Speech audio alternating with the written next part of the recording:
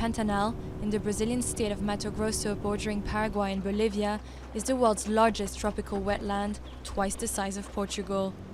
German tourist Manfred Valuga traveled more than 10,000 kilometers to get to this remote area on the Paraguay River, famous for its wildlife. We've seen here the last 2 days is very impressive. We've seen capybaras and we've seen the jaguar for a short while, and we've seen lots of crocodiles and thousands of birds. Brazil hosts the world's greatest number of endemic species, many of them endangered. The most famous of them all, the jaguar, can be found in this area of the Pantanal, a particularly good place to see the feline that comes out of the forest to cool down on the riverbanks and hunt for capybaras.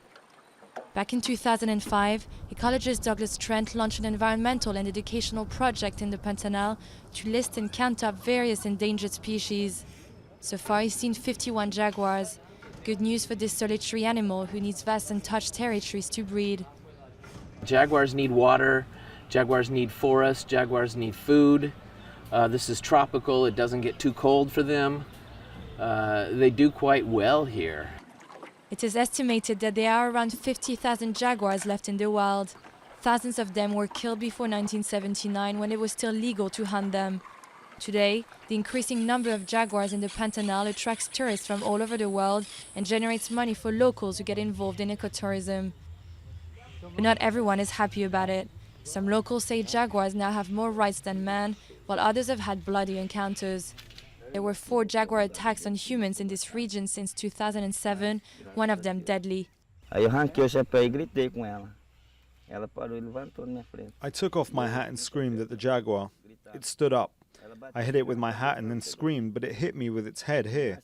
It then dragged me with my arm in its mouth. Things got bad. It bit me here with all its strength.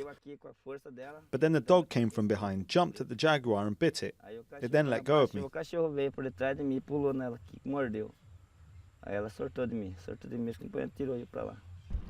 Fishing is also one of the region's main attractions, particularly in the dry season when the area isn't flooded. Most of the forest is protected, and conservation of the river is also on the agenda. Cáceres was the first region to create a municipal law which keeps the amount of fish one can take out of the water to 5 kilograms. And it forbade dorado fishing.